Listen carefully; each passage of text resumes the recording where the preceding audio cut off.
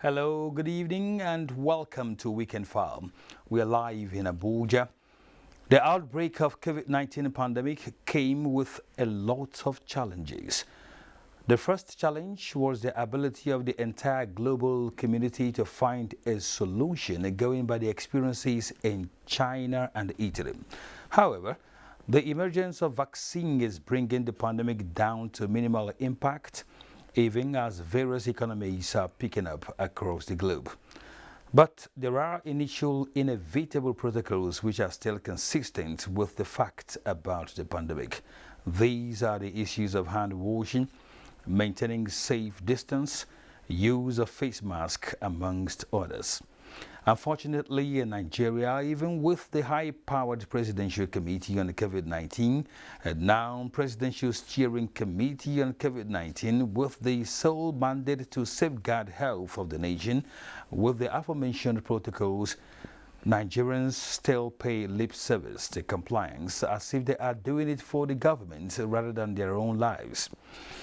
You see it everywhere you go: churches, mosques, workplaces, marketplaces, and social gatherings.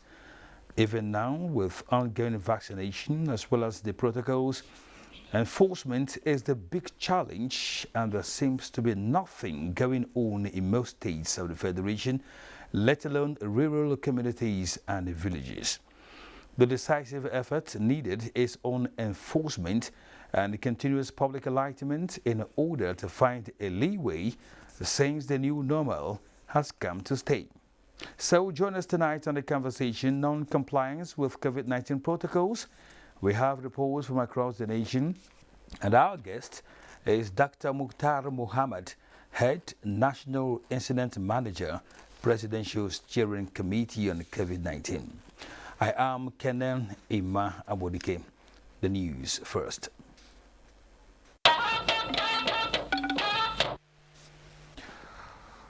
Let's start on security matters, as 32 more students of Bethel Baptist Secondary School, Kaduna, have regained freedom from bandit captivity. Chairman, Christian Association of Nigeria, Kaduna State, Reverend Joseph John Hayab, who confirmed the release, says the students have been reunited with their families. Haruna Mohammed reports. For the first time, they increased the number that they are releasing by giving us 32. 32 is better than the 28, 32 is better than the 15, and even the numbers that escape. So many parents have happily rejoined with their children. The only sad thing is that there are parents who have more than one child in the camp, and some of the children are still with the bandits. With 2 batches earlier released, a total of 90 out of the 131 students of Bethel Baptist Secondary School kidnapped by bandits about 2 months ago have now regained freedom from captivity and reunited with their families. Something Nigerians may not know is that this banditry had cost these children something. The fact is that the entire final set have lost a whole calendar year. They didn't write NECO, unless if NECO is going to do another special exam for us in the next 2 months. WAEC has started, and many of them are not still back because those who suppose you cannot carry 5 or 10 students to go and write WAEC while their friends and colleagues are still with the bandit. So all of them have lost. In the meantime, efforts have been intensified to secure the release of the remaining students from their captors. In Kaduna, Haruna Mohammed, NTA News. Governor Abdurrahman Abdulrazak has called for the upgrade of the Nigerian Army School of Education in Ilorin to a full-fledged university to attract more enrollment of civilians in the state. The governor made a request while hosting the Chief of Army Staff, Major General Farouk Yahya, who visited him at the government house in Ilorin. Kehinde Omolosho reports. The new Chief of Army Staff, according to Governor Abdurrahman Abdulrazak, is coming at a difficult time in the history of Nigeria, but has the required experience to surmount the security challenges facing the country. The contributions of the Nigerian Army to the internal security of the state and the nation at large, the governor says, are commendable, as he requested for more collaboration to keep the state safe and secured. We appreciate the fact that courses are now thrown open at the college to citizens of Kwara and Nigeria in general, and we'll make sure we embrace it to push students into the school. The Chief of Army Staff, who is on a tour of military formations across the country, informed the governor of the full return of the 22 Armored Brigade to Sobi Cantonment after 6 years of relocation to further contribute their quota to the sustenance of peace in the state. And also appreciate all the support you have been given to the Army particularly and to all other agencies in our drive to maintain security in support of civil authority. Just like the Chief of Army Staff, the Kwara State Commissioner of Police, in a separate visit, appreciated government support for security agencies in the state. But like Oliver Twist, he is asking for more, especially in the area of logistics. Despite the COVID-19-induced economic challenge, the governor promised to continuously do his bit to support and strengthen security architectures in the state. Kehinde Omolosho, NTA News. The National Agricultural Land Development Authority under the presidency is set to establish integrated farm estate in Kogi State, north-central Nigeria. The initiative is expected to improve livestock breeding with a view to addressing farmers-herders clashes. Musa Baba Aliyu reports that a similar project is ongoing in Yobe State.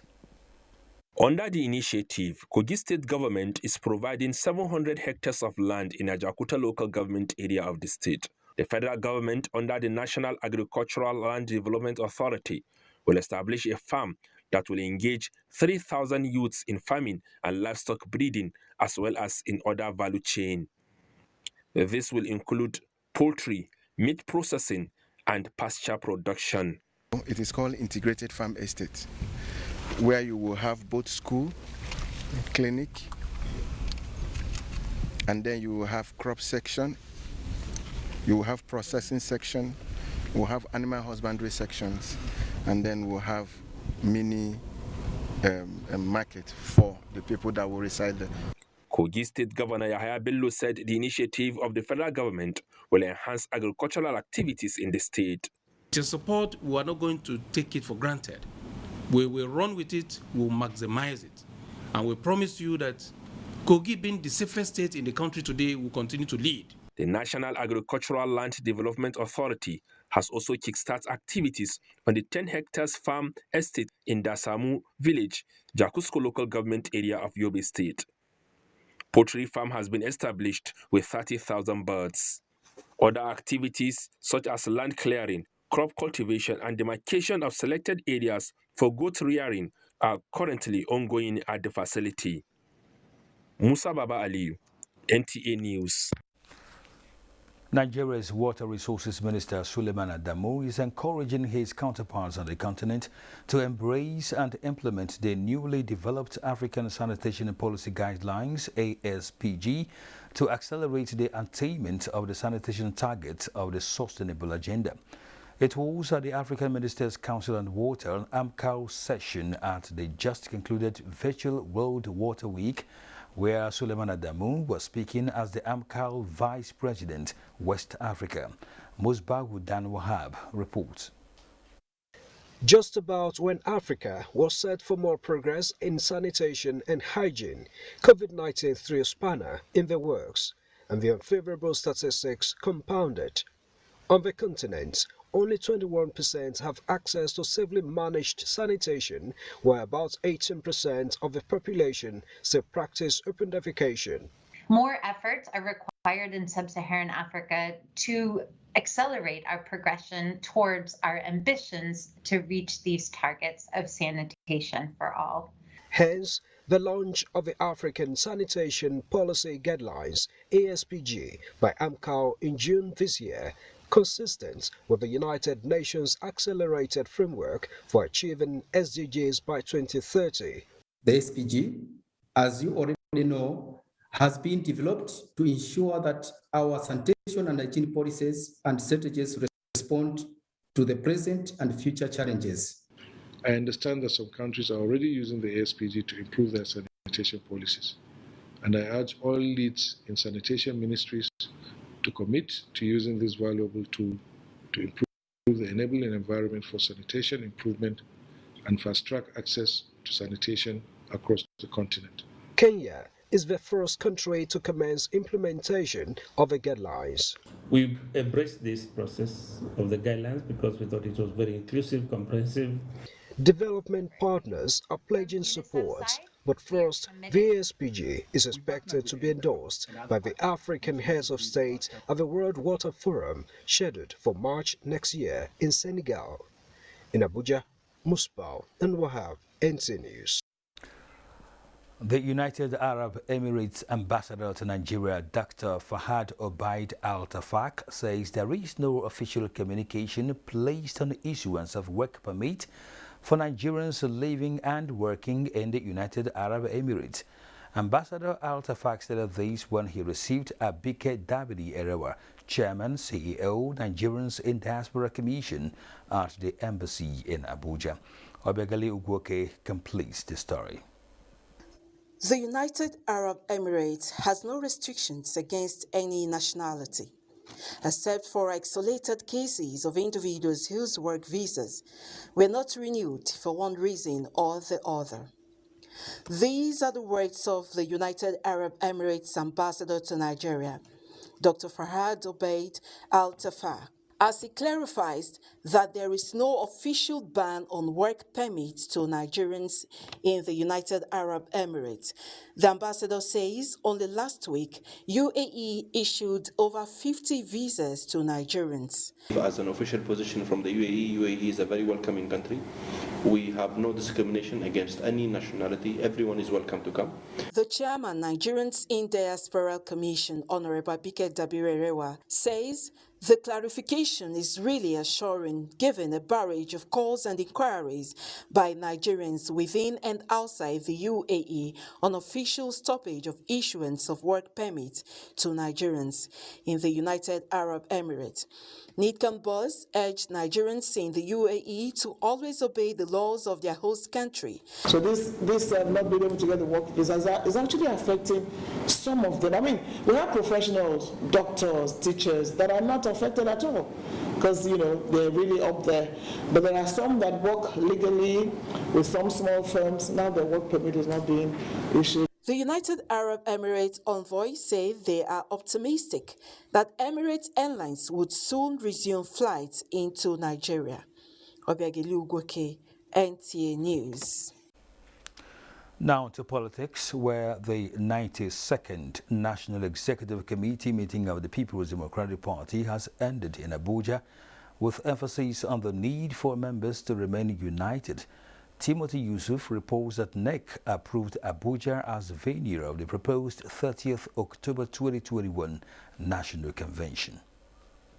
It has been quite a turbulent few weeks in the People's Democratic Party, with who occupies the Hellsman seat, a major bone of contention. This National Executive Committee meeting of the People's Democratic Party was called to take decision on the party's forthcoming National Convention. Acting National Chairman of the PDP, Elder Yemi Akinwumi, presided over the meeting, which many believe is not unconnected with State Justice Edem Ita Kofre of Calabar High Court granting an order of interim injunction restraining Prince Uche Secondus from functioning as the National Chairman of the party and also barring him from participating in the NEC meeting. Leadership of the party noted the activities of their stakeholders to foster cohesion in the party. I am pleased to announce to you all that those interventions are yielding the desired results. Challenges, disputations, disagreements are a part of life and indeed politics. But what is important is how they are resolved. And I want to assure you that the National Assembly were fully intact. We are fully there. And we are with our party. I can assure Nigerians they should look forward to the next PDP administration. PDP spokesperson Kola Olobodi, on conveying the resolution of the meeting, says PDP's NEC will reconvene on the 9th of September 2021 to give approval to nomination of members that will serve on the National Convention committees. In Abuja, Timothy Yusuf, NT News. Legendary singer, guitarist and sculptor Sir Victor Uwaifo has been reported dead. NTA reporter Ado Boji Ojeba, who just visited his residence at Ekanwa Road, Benin City, quotes a family source who confirms that a guitar boy, as he is popularly known, died this Saturday after a brief illness. The High Life King passed away earlier today at the Stella Obasanjo Hospital in Benin City, Edo State capital. He was rushed to the hospital after he had some complications at home. He was aged 80 years. May his soul rest in peace.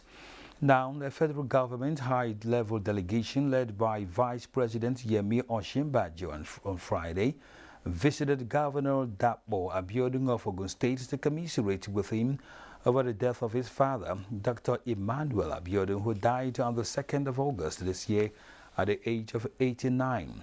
State House correspondent Jide Onifade reports. Here, the Vice President delivers President Muhammadu Buhari's message to the family.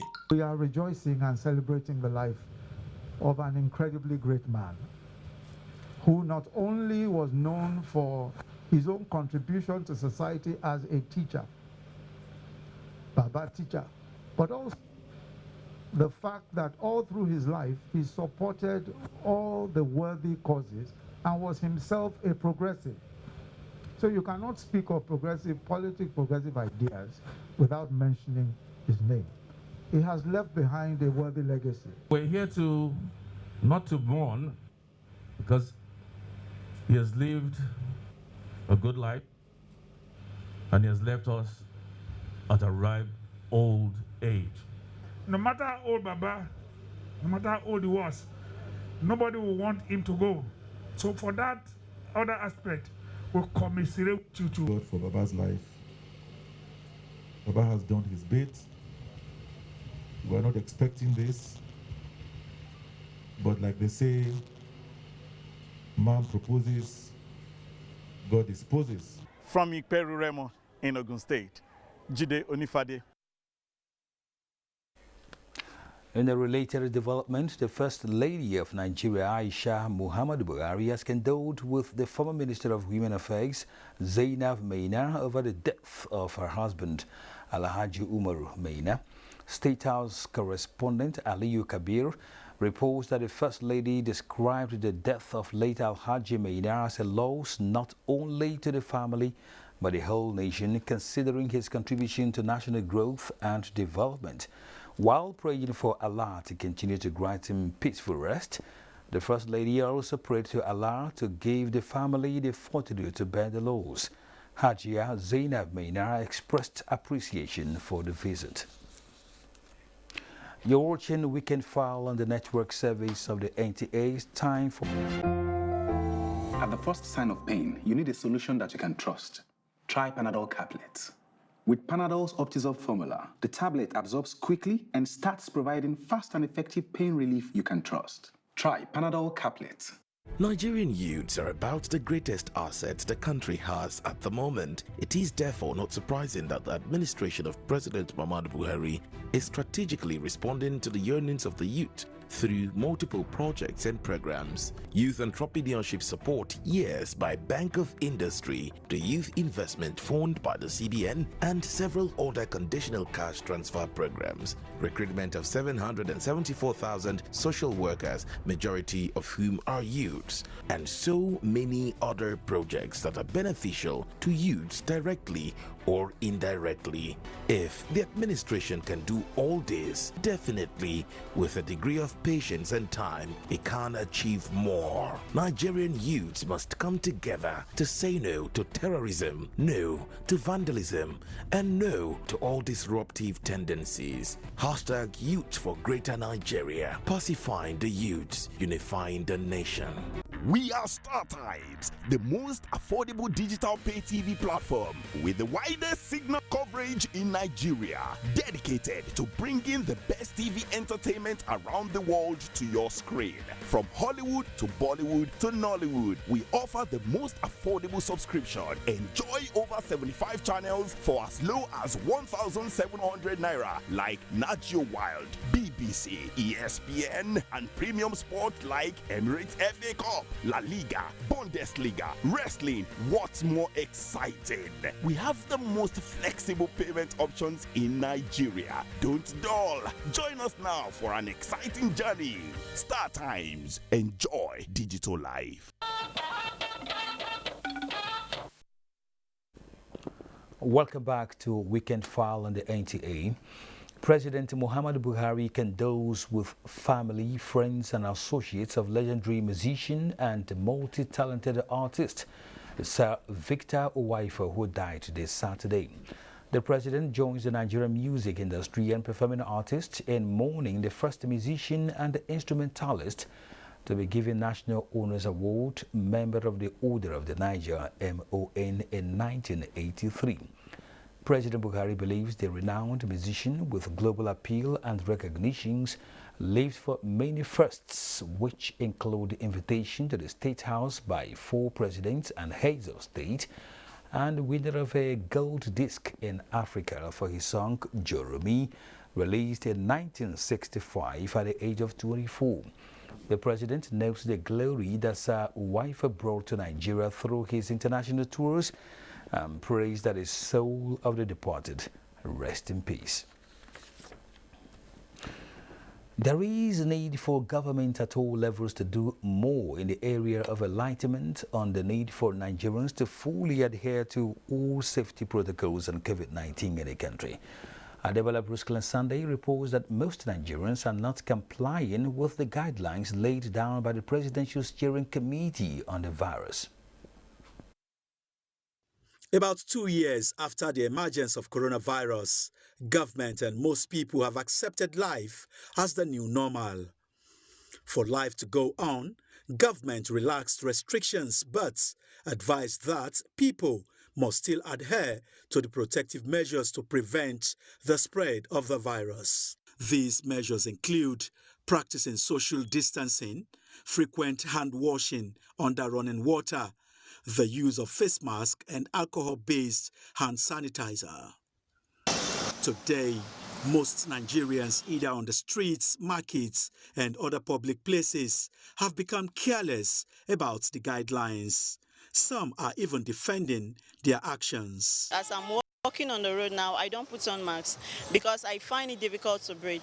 But once I get to where I'm going, like now I'm going to the bank, I can put it on. This face mask vendor said he has to display his well-carved beard even while selling the mask.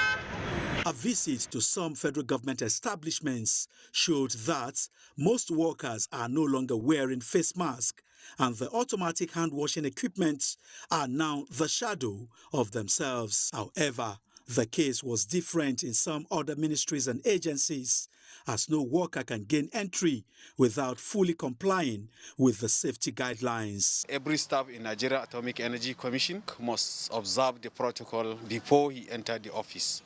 We have provided hand sanitizers. We have educated our security men to block people that will pass even through a place without. So anybody that is not abiding, will ask him to return home. Some concerned Nigerians are of the view that it will be better for government to return to those days when offenders who do not comply are prosecuted at mobile courts in the FCT to make the people adhere to the safety rules and prevent the spread of the virus. Adebola, Brooksland Sunday, NTA News. Let's now take you to the train station, a busy site that attracted the attention of our correspondent Oyenaya Kalowaka, and she dropped by to check the level of compliance with the COVID-19 protocols by the passengers. Information like these are displayed at the train stations, reminding passengers on the need to wear their face masks, check temperature, wash their hands, and maintain social distance. But the level of compliance and enforcement is another story entirely. Nose masks must be worn, one of the instructions boldly written on the wall at the entrance at the Edu train station. Ironically, nose masks have turned to jaw masks, as seen by most passengers. Has it turned to a jaw mask? Sometimes if you're talking, people don't really hear you well. But considering your health, it's okay.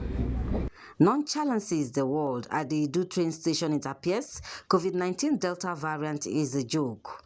From the entrance to the waiting hall during check-in, all paint a picture of carelessness. Whenever we come places like this, we become a little bit apprehensive because we are not sure whom we are meeting. The workers are doing the best they can, but you know, Nigerians, we have a sort of, most of the time we have, our attitudes are always negative. Small wonders. What is the situation inside the train? And to find out, the crew had to board the train to the Kubwa station. Inside the train is tight. There is no spacing for sitting arrangements. That used to be observed when the COVID-19 first came in. I don't believe that they are aware, because if they are aware, they shouldn't put the burden of COVID-19 expenses on the passengers. The government said we should observe social distancing, and this is not social distancing. At least 2 meters. It's very tight. Because we need social distancing. At the Kubwa station, the story is not different. What is happening in your stations? Kubwa, no social distancing. Edu, no social distancing. Enforcement of face mask is not being carried out. People are being nonchalant. No, we are directed to remove the social distancing since on the 30th of May 2021. The level of compliance. You will see people putting the face mask but not covering their nose. Continue to sensitize the passengers to see the needs to do it appropriately. The need for the Nigerian Railway Corporation, NRC, to reinforce compliance to safety measures was highlighted. And for everyone in the train stations and on board to comply to protecting themselves and others, as health experts maintain that the COVID-19 Delta variant is still much around and deadly. Oyinaya Kalu Oka, NTA News. Within the space of 3 months, Lagos State has recorded more than 130 deaths from the Delta variant of the coronavirus, but the worry here is that the high transmissibility is not in any way inducing caution. Michael Olaleye reports that while efforts to enforce the non-pharmaceutical measures continue, the government is increasing access to vaccination. Another round of vaccination is underway, and Nigeria's fight against COVID-19 pandemic could be described as a mixed blend of success. A robust preventive structure challenged by failed compliance with non-pharmaceutical regulations from a larger percentage of the citizens. Public places like the Murtala Muhammed International Airport is not losing guard. The drop zone, for instance, is checking touting and overcrowding within the terminal. Apart from this infrared scanner fixed right at entry points on departure.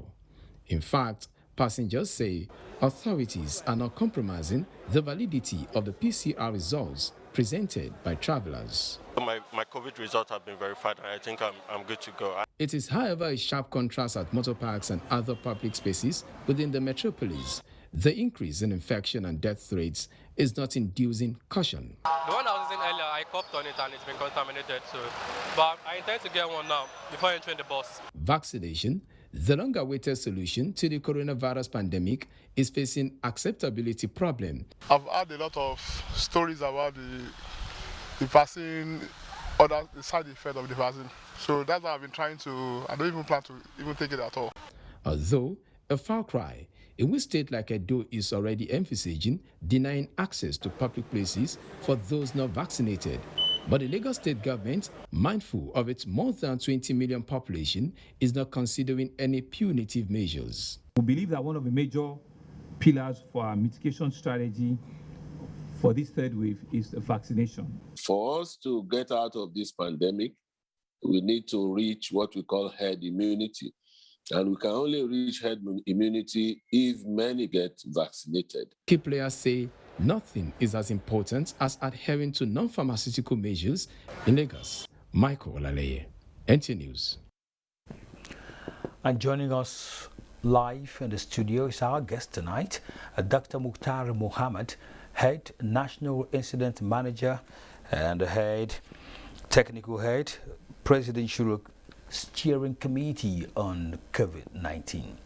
Dr. Mohammed, you're welcome. Thank you. Good You're evening. coming at a time when everybody is indeed afraid of what might happen if we don't really look at the situation at hand, critically. Now, coming from your own background as a medical doctor and of course occupying such a very sensitive position in the PSC, let's engage you personally. How do you appraise the situation right now? So, it's almost 18 months now since we had COVID-19 in Nigeria. And I will tell you that so far, we have seen the rising waves of the first wave and the second wave, and now we're also experiencing the third wave. In between this, there are a lot of efforts that have been put together by government to ensure that the impact of COVID-19 is actually mitigated. The response is not only by federal government, but the state governments also are required to play their own part. Regarding individuals, the final safety, I think, is for individuals to take control of their health. But as government, we have provided the necessary guideline to enlighten the public and people to be aware of the risks and also to take measures. So overall, what I will say is that there is a lot that needs to be done. Despite all the effort that has gone so far in the last 18 months, there is still a lot that needs to be done by the government, by the states, and also by individuals. As your report rightly pointed out now, we can see that the level of compliance is actually very low. And this is a very critical point. It's really going to, it's already affecting our people. We have seen the number of cases rising.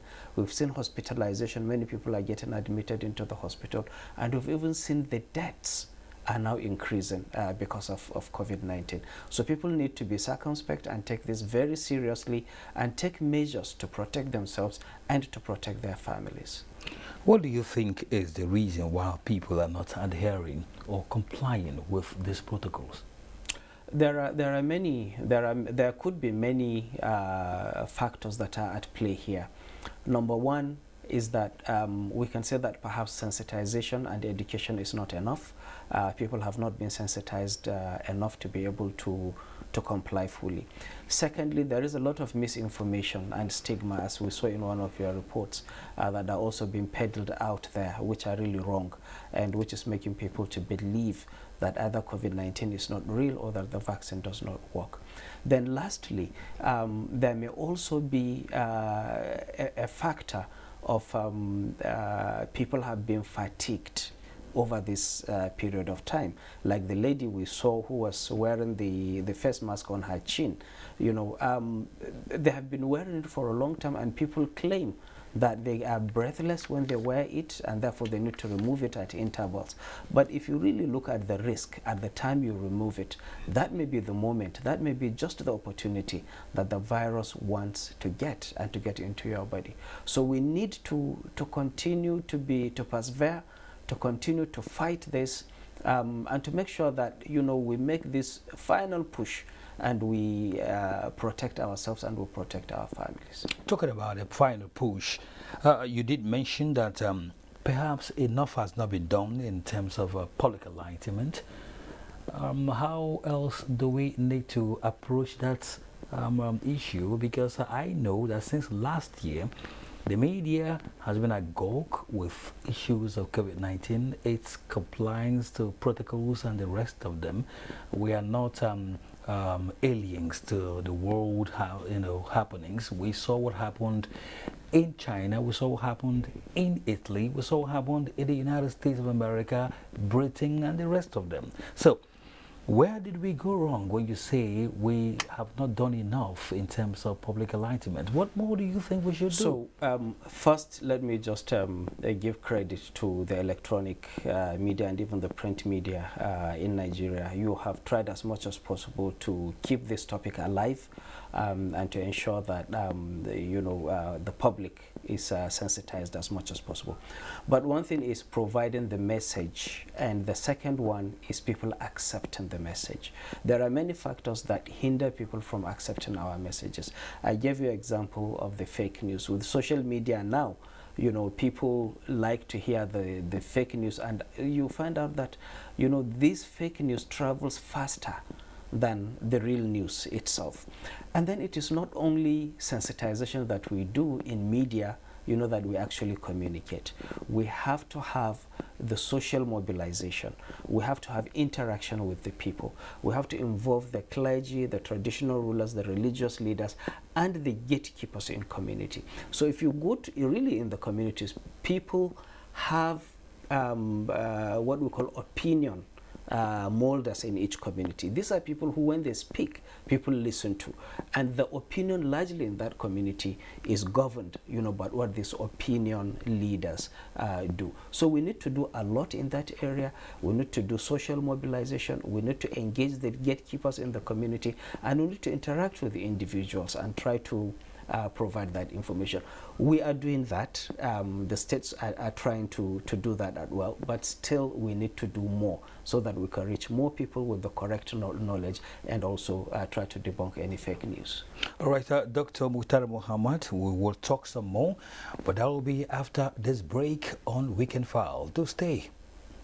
Hey!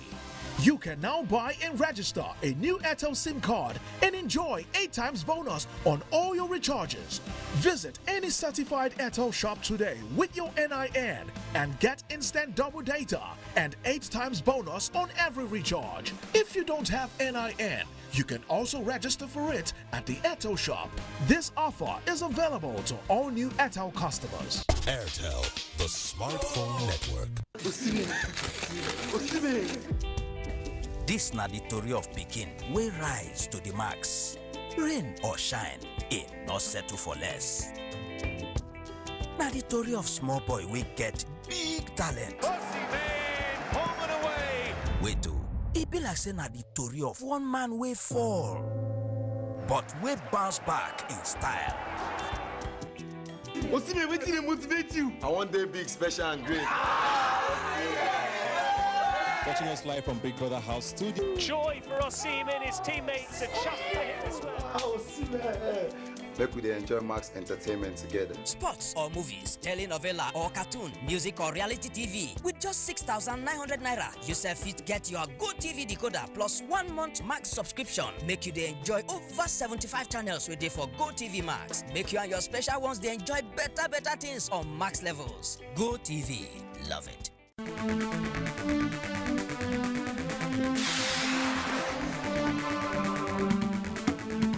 Petroleum Industry Act and Paradigm Shift to Host Communities. That is our focus on NTA Tuesday Live next week. Join us at 10:30 p.m. every Tuesday. It promises to be incisive and educative. Thank you for staying with us on Weekend File. High level of ignorance on the attendant challenges of coronavirus among IDPs appears to be a major factor inhibiting them from strict compliance with COVID-19 safety protocols, particularly the use of face masks. However, Abubakar Mohamed Musa reports that relevant authorities at the camps and hospitals insist on sustenance of the safety protocols. It is no longer news that the COVID-19 pandemic has remained a health emergency around the world. What is now playing out is the continuous adoption of strategies as well as prevention of further spread in communities, especially the deadly Delta variant. The level of ignorance of the attendant challenges of coronavirus appears to be high among IDPs, as a visit to 2 major camps within Maiduguri metropolis shows non-compliance with any of the preventive measures. Stakeholders are, however, sparing no effort in nipping the challenge of non-compliance with safety protocols in the bud. The Borno State government have really done well by issuing out face masks to the displaced persons, hand sanitizers, and also to make sure that they are advised and educated to put on their face masks. At the various IDP camps, sensitization has been carried out. With sunbathing, hand sanitizers have been put in place to ensure that IDP camps are COVID compliant. Stakeholders in the health sector say stepping up measures against COVID-19 in IDPs camps will go a long way in changing the narrative, considering the vulnerability of such places. In Maiduguri, Abubakar Mohammed Musa, NTA News.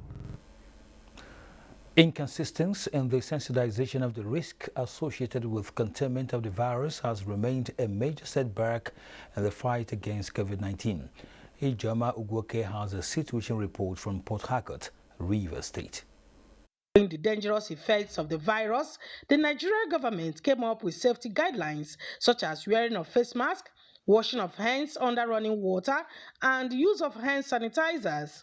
Others are reduction in the number of passengers per seat row that transporters are expected to carry in a vehicle, distance of 4 meters in any gathering, amongst other safety protocols.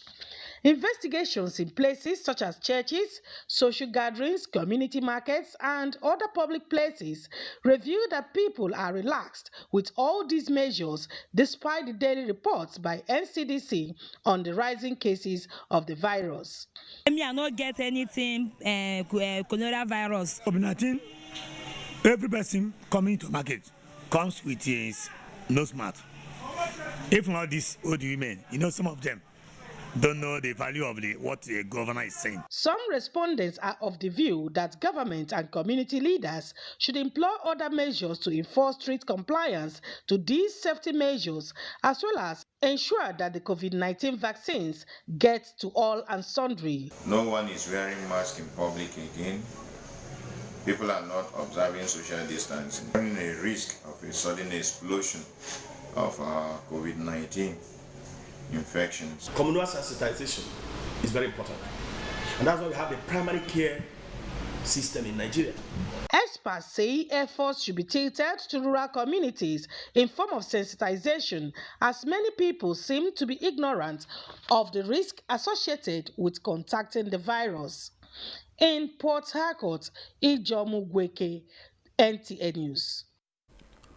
Non-compliance with COVID-19 safety guidelines in public places, health experts in Enugu say, could lead to a surge in mortality rate resulting from the coronavirus complications.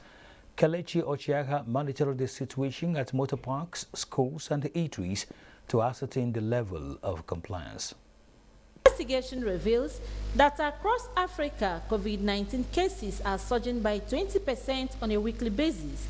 And this is gradually approaching numbers documented during the peak of the first wave in July 2020. As Nigeria battled with the second wave of the pandemic, the third wave resurfaces on May 3, 2021, according to a report, with cases spreading more rapidly across states of the Federation. While monitoring the level of compliance to COVID-19 safety measures in public places in the metropolis, the crew discovered a near-to-zero situation in the meted out protocols to fight the virus. Me using face mask is like I'm not breathing well. You understand? The teachers maintain those protocols spaced out in the staff room, have their face masks on. According to speculations from the medical experts in Enugu, there are strong indications that the virus, if not checked, will spread in Enugu, as 98% of the population do not keep to the safety protocols fashioned out by the Nigeria Center for Disease Control, NCDC.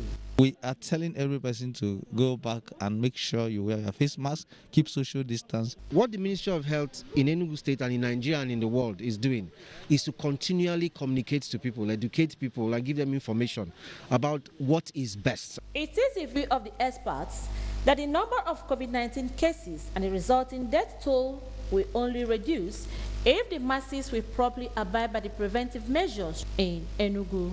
Kelechi Ochiagha, NTA News. Of course, we still have Dr. Mukhtar Mohammed, Head, National Incident Manager and Technical Head, Presidential Steering Committee on COVID-19. I'd like to ask you this very simple question, because as Africans, how do you think, or rather to what extent do you think culture and tradition has hampered the compliance with the protocols of COVID-19 on the part of our people?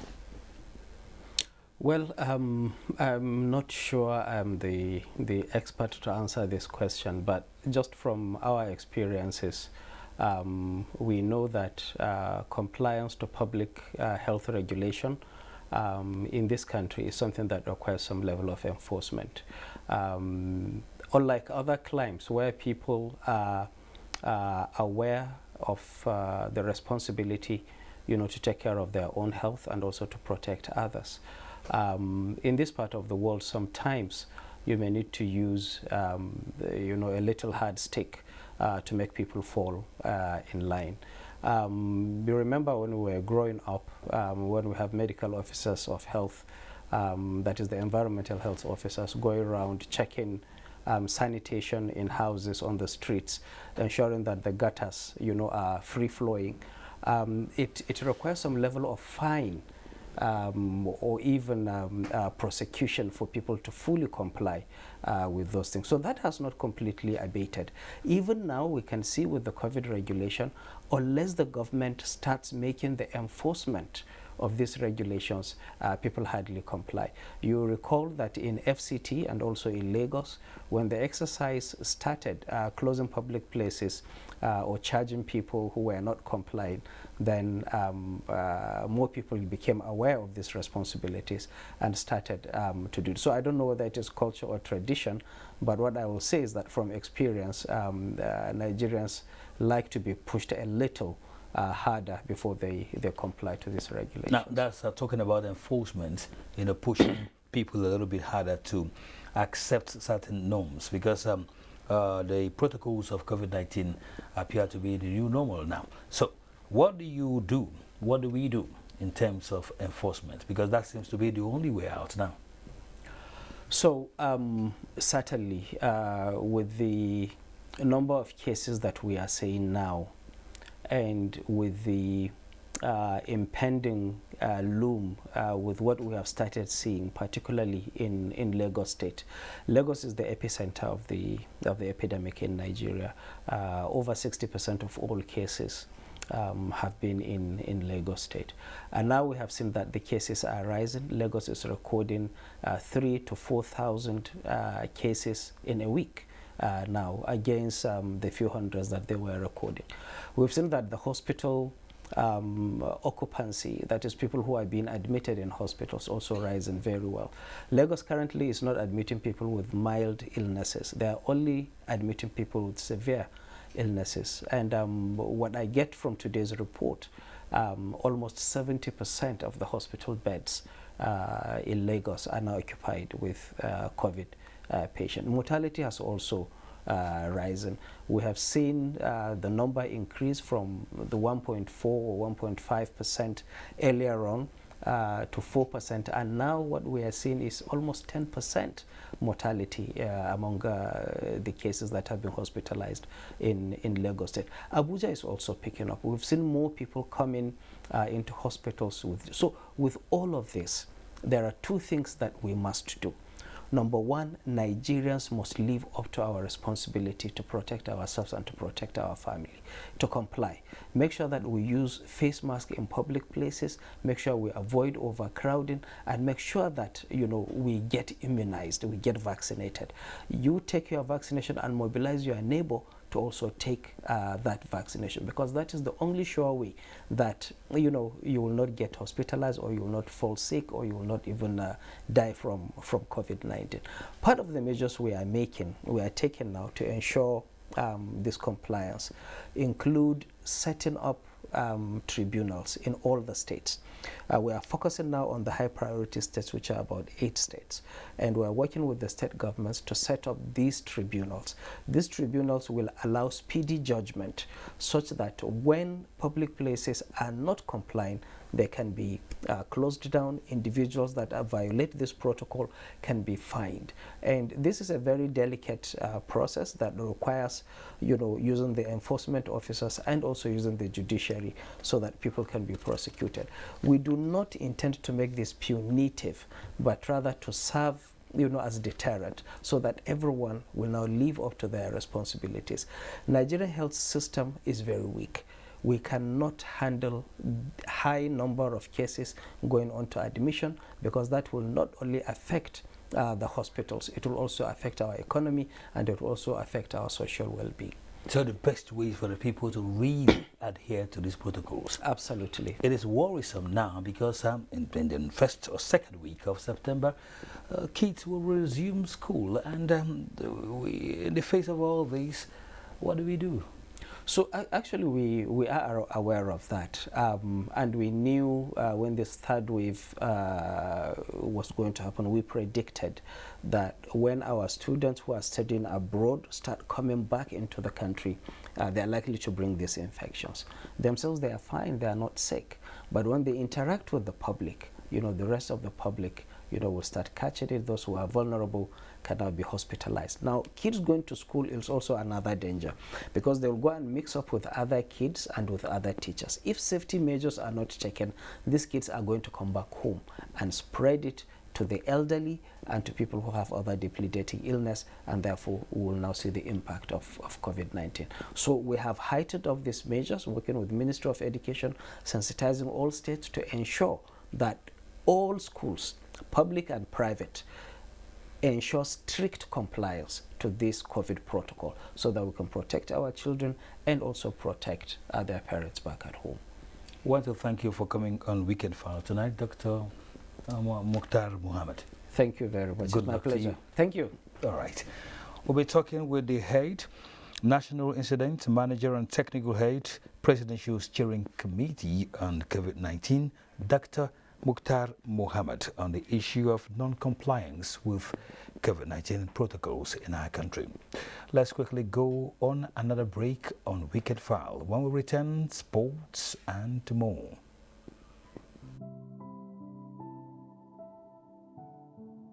This present government has done a lot on the train modernization. They came in and completed the Abuja Kaduna, and we have 9 stations there, 5 stopping stations and 4 crossing stations, making 9.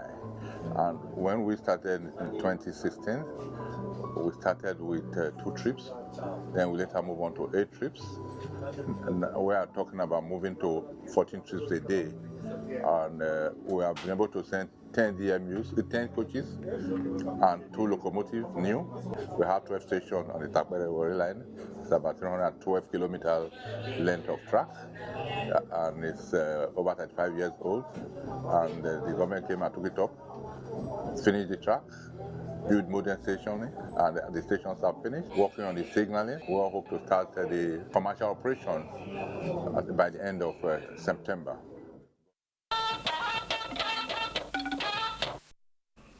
To sports now, let's join Femi Johnson for an update on the Tokyo 2020 Paralympic Games. Nigeria's Olaitan Mujidat Ibrahim in the 67-kilogram class did excellently well to lift 115 and 119 kilogram in the first and second attempts. She was also a delight to watch in her third attempt. This is not my target. But at the end of the day, I give glory to Almighty Allah. Also, participating in her 6th Paralympic Games, where she had won 3 gold and 2 silver medals before, Lucy Ejike lost the gold and silver medals to Perez Amelia of Mexico and Akpenruza of Uzbekistan in the 61-kilogram class. She lifted 130 kilogram to place 3rd. However, Innocent Nnamdi failed to lift any of his 3 attempts in the men's 72-kilogram class. He placed 8th. In athletics, it was not a good day for Nigeria, as Iyazu Okeria placed 8th out of 12 in the women's discus at a throw of 27.49. Similarly, Galadima Shuabudu was 8th in the T47 class. Nigeria has lost out completely in the men and women's singles of the table tennis. In rowing, Ijoma Kingsley made it to final B and will soon have a world ranking placement. Thank you to everybody who's supporting. We're working very hard, and we're looking forward to winning. There is no doubt about it. It has been mixed blessings for Nigeria in the ongoing Paralympic Games in Japan. The medal table indicates that China leads, closely followed by Great Britain and also Republic People's Committee and United States. For Africa, we have Nigeria, Algeria, Tunisia, Egypt and Uganda still on the medals table. From Tokyo, Femi Johnson, NTA News. President Muhammadu Buhari extends heartfelt condolences to the Grillo family, friends, associates and art lovers on the passing of Professor Yusuf Adebayo Cameron Grillo, the pioneer head of the Department of Art and Printing, Yaba College of Technology. From his stained glass paintings to showcasing the rich Yoruba culture and heritage in his works, the president believes that the legendary artist and founding president of the Society of Nigeria Artists was a master in promoting creativity and raising awareness on the beauty in indigenous traditions. The president affirms that one of the greatest legacies of Grillo was his devotion to educating and mentoring a younger generation who expectedly, through the power of the visual arts, will continue to promote dialogue, understanding and appreciation of the uniqueness of the Nigerian society. And that's Weekend File on the 88th. Many thanks to you for watching. My name is Kenan Ima Abodike. Do enjoy the rest of your weekend. Good night.